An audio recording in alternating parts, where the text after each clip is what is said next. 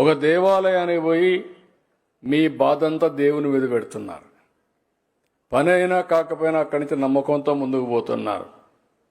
ఇంకొకరు మసీదుకు పోయి అక్కడ ప్రార్థన చేసుకొని అల్లా మీద పెట్టేస్తున్నారు.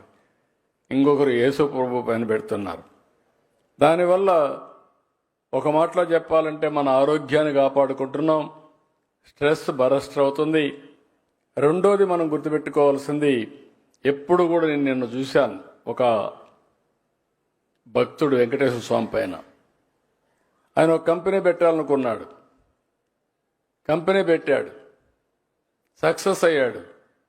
ఆ కంపెనీ అమ్మాడు, 60% అమ్మాడు. 60% అమ్మితే 1.5 బిలియన్ అంటే సుమారు 6-7 వేల కోట్లు వచ్చింది.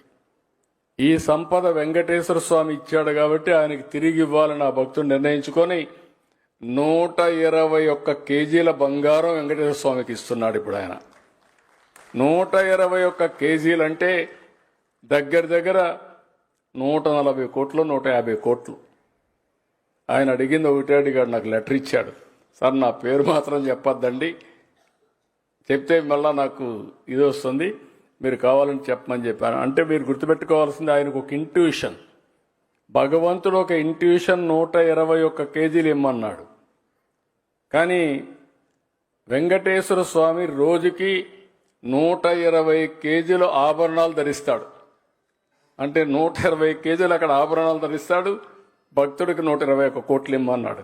ఆయన అదే అన్నాడు, సార్ నాకు తెలియదు వెంకటేశ్వర స్వామి ఇంత బంగారం ఆభరణాలు పెట్టుకుంటాడని, కానీ నేను అడిగాను వచ్చినాక, అడిగితే చెప్పారని చెప్పి 121 కేజీల బంగారం దేవుడికి ఇచ్చాడంటే ఒక వ్యక్తి ఒకేసారి 140 కోట్ల రూపాయలు దానం చేశాడంటే అది ఆయనకుండే విశ్వాసం అని చెప్పి కూడా నేను మీకు తెలియజేస్తున్నా.